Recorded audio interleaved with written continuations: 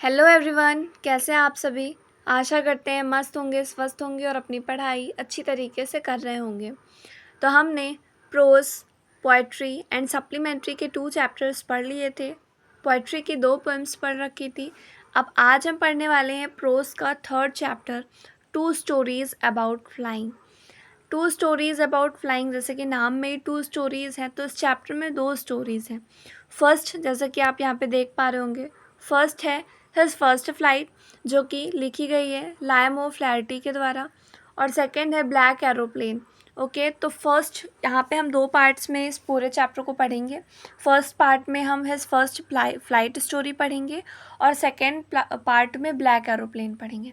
तो फिर चलिए स्टार्ट करते हैं बिना देर करे हुए।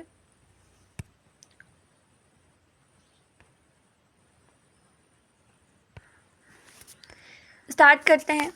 टू स्टोरीज़ अबाउट फ्लाइंग में 2 स्टोरीज़ हैं। हिज फर्स्ट फ्लाइट, फर्स्ट है ब्लैक एरोप्लेन, सेकंड है। तो पार्ट 1 में आपको फर्स्ट फ्लाइट पढ़ना है और पार्ट 2 में ब्लैक एरोप्लेन पढ़ना है। तो स्टार्ट करते हैं। स्टोरी बहुत ही इंटरेस्टिंग स्टोरी है। उड़ने के बारे में, एक सीगल होता है, वो उड़ नहीं पाता है, एक छोटा सा सीगल होता है। तो उसके बाद वो कैसे अपने, मतलब उसको डर लगता है उड़ने से, फिर कैसे वो अपने डर पे ओवरकम कर पाता है, स्टोरी में हम पढ़ेंगे। तो बिफोर यू रीड पहले पढ़ते हैं। सिंस द अर्लीस्ट टाइम्स, पुराने समय से ही, humans have dreamed of conquering the skies, मनुष्य ने आसमान पे विजय प्राप्त करने की का सपना देखा है। Here are 2 stories about flying, यहाँ पर उड़ने के विषय में 2 कहानियाँ हैं। A young seagull is afraid to fly, how does he conquer his fear. एक यंग सीगल होता है जो कि उसे उड़ने से डर लगता है, तो कैसे वो अपने डर पे विजय प्राप्त करेगा, ये फर्स्ट स्टोरी का है, यानी कि हिज फर्स्ट फ्लाइट का है। और जो ब्लैक एरोप्लेन है, a pilot is lost in storm clouds, यानी कि आंधी तूफान भरे बादलों में एक पायलट जो होता है वो खो जाता है। डज ही अराइव सेफ, क्या वो वापस सेफ लौट के आएगा। हु हेल्प्स हिम, और उसकी कौन सहायता करेगा। ओके, तो चलिए चैप्टर स्टार्ट करते हैं। The young seagull was alone on his ledge, यानी कि द यंग सीगल, एक छोटा सा सीगल रहता है, यंग सा सीगल रहता है, वॉज अलोन, जो कि अकेला होता है, ऑन हिज लेज। लेज का मतलब होता है किसी भी चट्टान की कगार पे। एक सेकेंड रुकिए, मैं आपको फिगर दिखाती हूँ। जैसे यहाँ पर देखिए, दिस इज़ अ लेज। यहाँ पे ये जो यंग सीगल होता है वो यहाँ पे अकेले होता है। वो यहाँ से यहाँ तक तो दौड़ के आता है, लेकिन जैसे ही वो लास्ट पे आता है उसे डर लगता है और फिर वो पीछे की तरफ भाग जाता है। ओके, तो आशा करते हैं आपको लेज का मीनिंग तो समझ में आ गया होगा। ये वाला पोर्शन जो है ये क्या है, ये लेज है। ओके, तो देखिए क्या होता है। The young seagull was alone on his ledge, एक यंग सीगल होता है जो कि लेज पे अकेला होता है, कगार पे अकेला होता है। His 2 brothers and his sisters had already phloem away the day before, उसके 2 भाई और बहन हैड ऑलरेडी फ्लोन अवे, जो कि पहले ही उड़ चुके हैं, द डे बिफोर, एक दिन पहले। He had been afraid to fly with them, उसे अपने भाई और बहन के साथ में उड़ने से डर लग रहा था। Somehow, when he had taken a little run forward to the brink of the ledge and attempted to flap his wings, he became afraid. क्या होता है, वो अगर कोशिश करता भी है, दौड़ के वो कगार तक आता है उसके बाद, लेकिन वो अपने पंख खोलने में असमर्थ हो जाता है और वो डर के फिर वापस चला जाता है। The great expanse of sea stretched down beneath, and it was such a long way down Millstown. नीचे समुद्र का विशाल एक्सपेंस फैला हुआ होता है, and it was such a long way down miles down, और वह मीलों दूरों तक फैला हुआ होता है। He felt certain that his wings would never support him, उसे देख के इसे ऐसा लगता है, वो जो यंग सीगल होता है उसे ऐसा लगता है कि उसके जो पंख हैं, विंग्स हैं, वो उसे सपोर्ट नहीं करेंगे। So he bent his head and run away back to the little hole under the ledge where he slept at night. तो वो क्या करता है, वो अपना सर झुकाता है और भाग जाता है। कहाँ भाग जाता है, टू द लिटिल होल, एक छोटे से होल में, अंडर द लेज, यानी कि उस कगार पे एक छोटे से होल में भाग जाता है। Where he slept at night, जो कि जहाँ की वो रात में सोता है, जिस होल में, उसी होल में वो भाग जाता है। Even when each of his brothers and his little sisters, whose wings were far shorter than his own, ran to the brink, flapped their wings and flew away. देखिए क्या होता है, जबकि उसके भाई और बहन, उसके छोटे भाई और बहन जिसके विंग्स उससे भी छोटे होते हैं, फिर भी वो क्या करते हैं, वो ब्रिंग यानी कि वो कगार के लास्ट तक आते हैं, अपने पंख खोलते हैं और उड़ जाते हैं. He failed to muster up courage to take that plunge which appeared to him so desperate. यानी कि वो, लेकिन उसके पास क्या होता है, वो जो यंग सीगल होता है वो अपना साहस ही इकट्ठा नहीं कर पा रहा होता है छलांग लगाने के लिए, जिससे वो बहुत ज़्यादा हताश लग रहा होता है. आगे चलते हैं. His mother and father had come around, calling to him shrilly, upbraiding him, threatening to let him starve on his ledge unless he flew away.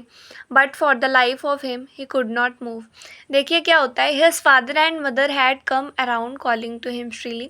उसके मम्मी पापा, वो जो यंग सीगल होता है जो कि उड़ने में बहुत डर रहा होता है, उसके मम्मी और पापा उसके चारों ओर आ जाते हैं. कॉलिंग टू हिम श्रीली, उसको चिल्लाते हैं. अपब्रेडिंग हिम, डांटते हैं उसको, धमकी देते हैं कि to let him starve on his ledge, कि वो उसे भूखा छोड़ देंगे, उसी कगार पे भूखा छोड़ देंगे. अनलेस ही फ्लेव अवे, अगर वो नहीं उड़ा तो उसके मम्मी पापा उसको वहीं कगार पे भूखा छोड़ देंगे. यानी कि उसके मम्मी पापा आते हैं उसके चारों ओर, उसे चिल्लाते हैं, उसे डांटते हैं, धमकी देते हैं कि अगर तू नहीं उड़ा तो मैं तुम्हें यहीं पे इसी कगार पे भूखा छोड़ दूँगा. यानी कि वो धमकी दे रहे थे, वो सोच रहे थे कि शायद भूखे रहने की धमकी से वो उड़ने की कोशिश करे. But for the life of him he could not move. लेकिन इसे इतना डर लग रहा था, इसीलिए यहाँ पे कहा गया है but for the life of him, जीवन जीने के लिए, यानी जीवन के लिए ही कुड नॉट मूव, वो वहाँ से हिला तक नहीं. दैट वॉज 24 आवर्स एगो, 24 घंटे पहले की ये बात थी. Since then nobody had come near him, तब से उसके पास अभी तक कोई नहीं आया, यानी 24 आवर हो चुके हैं, अभी तक उसके पास कोई नहीं आया है. The day before, all day long, he had watched his parents flying about with his brother and sister, perfecting them in the art of flight, teaching them how to skim the waves and how to dive for fish. देखिए क्या होता है, the day before, एक दिन पहले, all day long, पूरा दिन, he had watched his parents, यानी कि वो अपने पेरेंट्स को देखता है, flying about with his brother and sister, जो कि उसके भाई और बहन के साथ उड़ रहे होते हैं. Perfecting them in the art of flight, उन्हें उड़ना सिखा रहे होते हैं. Teaching them how to skim the waves, उन्हें ये सिखा रहे होते हैं कि लहरों पे कैसे तैरते हैं. And how to dive for fish, और कैसे फ़िश पकड़ने के लिए डुबकी लगाते हैं, गोता लगाते हैं. यानी कि the day before all the long he had watched his parents flying about with his brother and sister, एक दिन पहले पूरा दिन वो अपने पेरेंट्स को अपने ब्रदर और सिस्टर के साथ उड़ते हुए देखता है. ये देखता है कि उसके जो पेरेंट्स होते हैं वो उनके भाई और बहन को क्या सिखा रहे होते हैं, उड़ना सिखा रहे होते हैं. ये सिखा रहे होते हैं कि कैसे लहरों पे तैरते हैं और कैसे फिश को पकड़ने के लिए डुबकी लगाते हैं. He had, in fact, seen his older brother catch his first herring and devour it standing on a rock while his parents circled around raising a proud cackle.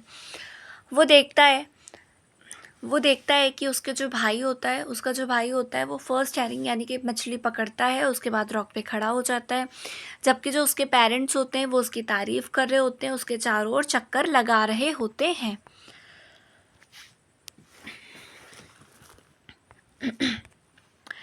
And all the morning the whole family had worked about on the big plateau midway down the opposite cliff, taunting him with his cowardice.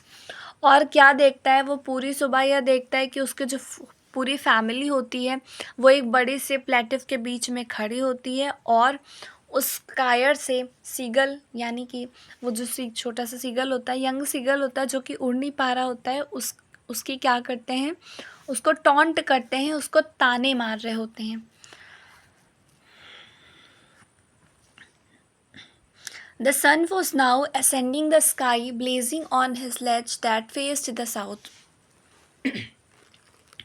जो सूरज होता है वो अब sky पे चढ़ चुका होता है, यानी कि वो ऊपर आ रहा होता है. Blazing on his ledge that faced the south, और वो साउथ की तरफ फेस करके चमक रहा होता है.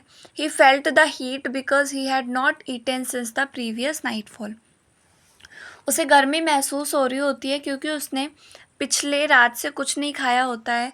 He stepped slowly out to the brink of the ledge and standing on one leg with the other leg hidden under his wing he closed one eye then the other. वो क्या करता है? He stepped slowly out to the brink of the ledge. वो कगार के last तक थोड़ी आता है. स्टेप्ड स्लोली, धीरे धीरे चल के आता है. And standing on one leg with the other leg hidden under it his wing. और एक पाँव पर खड़ा हो जाता है और दूसरा पाँव अपने पंखों के नीचे छिपा लेता है. ही क्लोज्ड वन आई. वो अपनी एक आँख बंद करता है. देन द अदर, एंड फिर दूसरी भी बंद करता है. And pretended to be falling asleep. और सोने का नाटक कर रहा होता है. प्रिटेंडेड मतलब होता है दिखावा करना, यानी वो नाटक कर रहा होता है बेहोश होने का, ताकि वो सोचता है फिर उसकी तरफ सब लोग ध्यान देंगे, उसे खाना ला के देंगे. Still they took no notice of him. लेकिन कोई भी उस पर ध्यान नहीं दे रहा होता है. He saw his two brothers and his sisters lying on the प्लेटिव dosing with their head sunk into their next. वो देखता है इसके जो भाई और बहन होते हैं वो प्लेटिव पे सो रहे होते हैं, अपने जो हेड होता है वो गर्दन में ऐसे दबो के. यानी कि बर्ड्स की या सीगल की ऐसी प्रवृत्ति होती है कि सोते टाइम वो अपना क्या करते हैं, जो हेड है वो थोड़ा सा नेक में संक कर लेते हैं. His father was preening the feather of his white back on his white back. उसके जो पिता होते हैं वो सुधार रहे होते हैं अपने वाइट पंखों को. Only his mother was looking at him. केवल उसकी माँ ही होती है जो उसकी तरफ देख रही होती है. She was standing on a little high hump on the प्लेटिव. और वो कहाँ होती है? प्लेटिव के हाई हम्प पे खड़ी होती है. हम मतलब होता है कुछ उभरा हुआ पोर्शन. हर वाइट ब्रीस्ट थर्स्ट फॉरवर्ड. उसका जो चेस्ट का आगे वाला हिस्सा होता है वो बिल्कुल फॉरवर्ड होता है. Now and again she tore at a piece of fish that lay at her feet and then scraped each side of her beak on the rock. वो क्या करती है? वो फिश लिए होती है जिसे वो क्या करती है? स्क्रैप करती है, जो उसके पैर के पास में पड़ी हुई होती है. The site of the food मैडेंड him. यानी कि वो देखता है कि उसकी जो माँ होती है वो एक फ़िश का टुकड़ा लिए हुए उसे फाड़ के खा रही है. ये जो साइट होती है वो जो देखता है वो उसे भोजन के लिए पागल बना देती है सीगल को. Now he loved two tier the food that way. उसे इस तरह भोजन को फाड़ना, उसके बाद उसको खाना बहुत अच्छा लगता है. Beak now and again to wet it. ग ग ग he cried begging her to bring him some food. यानी कि ग ग ग वो अपनी लैंग्वेज में अपनी माँ से मांगता है कि मुझे भूख लगी है मम्मा, खाना दे दो. उसके बाद उसकी माँ क्या बोलती है? Go cool. She screamed back derisively. Derisively का मीनिंग क्या होता है? डेरिसिवली का मतलब होता है in a manner showing someone that she or he is stupid. यानी कि वो क्या करती है? वो चिल्लाती है कुछ इस तरह. डेरिसिवली मतलब गुस्सा करते हुए या फिर कुछ इस तरह की किसी को स्टूपिड दिखाते हुए. But he kept calling plaintively and after a minute or so he uttered a joyful scream. लेकिन वो अभी भी चिल्लाता रहता है और कुछ मिनट बाद वो बोलता है एक जॉयफुल स्क्रीम, यानी कि ये अच्छे से, यानी कि खुशी के मारे वो चिल्लाने लगता है. His mother had picked up a piece of fish and was flying across to him with it. वो क्यों खुशी से चिल्ला रहा होता है? क्योंकि उसकी जो माँ होती है वो फिश का एक टुकड़ा उसके पास लेके आ रही होती है, जैसे कि आप फिगर में देख सकते हैं. He leaned out eagerly, tapping the rock with his feet. अब वो लीन आउट मतलब आगे की तरह झुक जाता है. ईगरली मतलब उत्सुकता से, यानी उसे भूख बहुत तेज से लग रही होती है तो वो उत्सुकता से आगे की ओर झुक जाता है. Tapping the rock with his feet. अब वो जो पत्थर जिस पे वो खड़ा होता है लेज पे, उसे दोनों पैरों से पटकने लगता है. यानी कि भोजन के लिए वो ईगरली इतना उत्सुक हो जाता है कि वो दोनों पैरों से पटकने लगता है. Trying to get nearer to her as he flew across. जैसे कि वो उड़ती है एज शी फ्लिव अक्रॉस, वो उसके पास आने की कोशिश करता है. But when she was just opposite to him. लेकिन जैसे ही वो उसके क्या होती है? जस्ट अपोजिट होती है. देखिए ये इधर को फेस है, ये इधर को फेस है, बिल्कुल पास आ जाते हैं. She halted her wings motionless. वह रुकती है और अपने विंग्स को मोशनलेस कर लेती है, यानी विंग्स को फड़फड़ाना बंद कर देती है. The piece of fish in her beak almost within reach of his beak. यानी कि उसकी चोंच में, उसकी बीक में जो फिश का टुकड़ा होता है वो लगभग उसकी बीक, उस यंग सीगल के बीक तक पहुंच गया होता है। He waited a moment in surprise, यानी कि जो यंग सीगल होता है वो कुछ देर तो क्या करता है, सरप्राइज में इंतज़ार करता है। वंडरिंग, ये सोचते हुए, why she did not come nearer and then maddened by hunger, यानी कि उसके बाद वो सोचता है कि वो क्यों मेरे पास नहीं आ रही है। And then maddened by hunger, और वो भूख से पागल हो जाता है। He dived at the fish, और वो क्या करता है, वो फिश को पकड़ने के लिए छलांग लगाता है। विद अ लाउड स्क्रीम,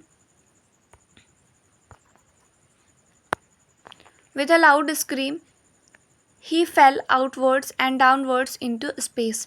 चिल्लाते हुए वो क्या करता है, चिल्लाते हुए वो क्या करता है, he fell outwards and downward into space. वो बाहर की तरफ कूदता है और नीचे गिरता हुआ चला जाता है. Then a monstrous terror seized him and his heart stood still. उसके बाद में उसे बहुत भयानक सा डर लगता है, उसका दिल रुक जाता है.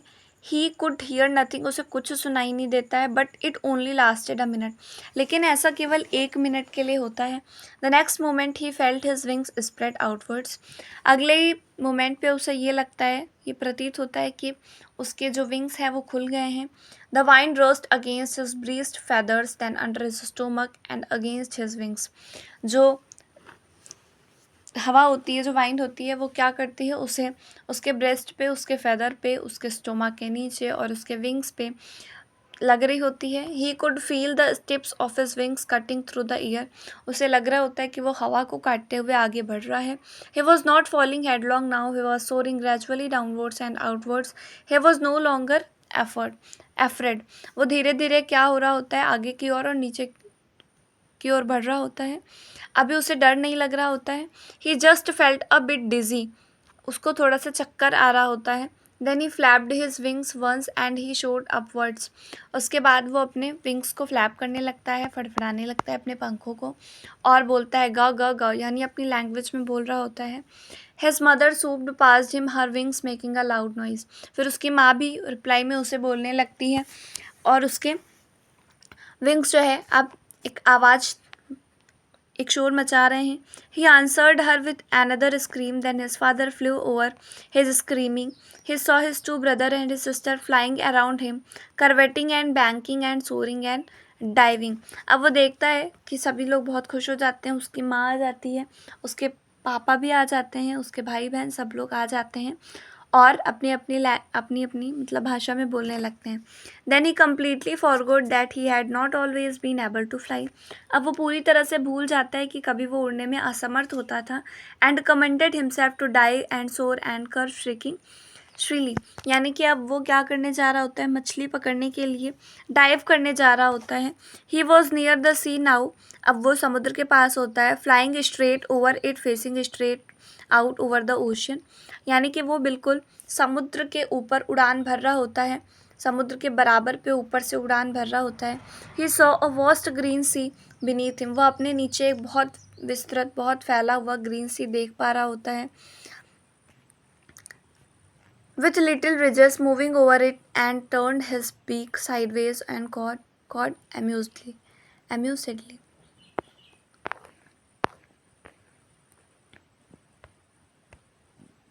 His parents and his brother and sister had landed on this green flooring ahead of him. यानी कि उसके जो पिता होते हैं और उसके जो भाई बहन होते हैं वो उसी ग्रीन फ्लोर पे लैंड कर रहे होते हैं, उसी के सामने. They were beckoning to him calling shrilly, वो उसको भी बुला रहे होते हैं. He dropped his leg to stand on the green sea, his leg sank into it. अब वो क्या होता है, वो उस ग्रीन सी पे ड्रॉप करता है, जाता है. हिज लेग्स सैंक इनटू इट, उसके जो पैर होते हैं वो उसमें डूबने लगते हैं. ही स्क्रीम्ड विद फ्राइट, वो डर से चिल्लाता है. And attempted to rise again flapping his wings, और फिर से वो अपने पंख फड़फड़ाने की कोशिश करता है.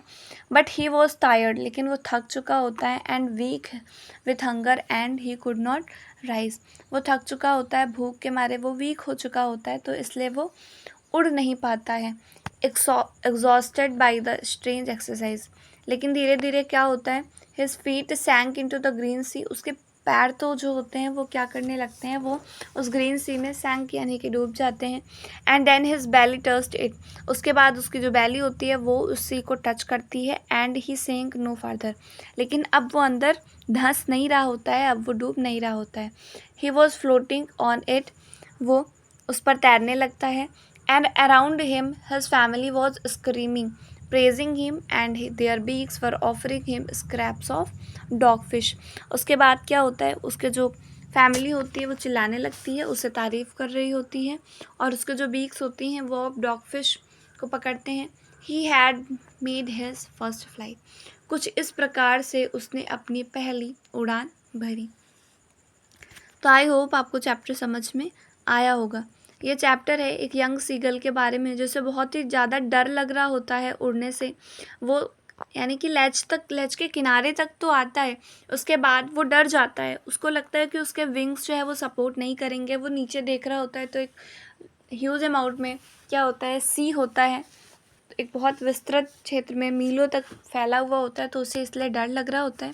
जबकि उसके जो भाई बहन होते हैं, छोटे भाई बहन होते हैं, उसके विंग्स उनसे भी छोटे होते हैं, फिर भी वो उड़ जाते हैं। लेकिन फिर भी वो अपना करेज इकट्ठा नहीं कर पा रहा है कि वो जंप करे, इसीलिए वो बहुत ही क्या हो जा रहा है, हताश हो जा रहा है। लेकिन उसके बाद उसके मॉम डैड आते हैं, उसके मम्मी पापा आते हैं, उसे चिल्लाते हैं, डांटते हैं, उसे धमकी देते हैं कि अगर तुमने उड़ान नहीं भरी, अगर तुम नहीं उड़े तो तुम्हें भूखा छोड़ दिया जाएगा। लेकिन वो फिर भी नहीं उड़ पाता है क्योंकि उसे बहुत डर लग रहा होता है। 24 घंटे बीत गए होते हैं, वो देखता है सब कुछ कि उसके जो पेरेंट्स हैं वो अब उसके भाई बहन के साथ उड़ रहे हैं, उसे उड़ना सिखा रहे हैं, उसको सिखा रहे हैं कि कैसे तैरते हैं, उसको ये भी सिखा रहे हैं कि कैसे मछली पकड़ने के लिए गोता लगाते हैं।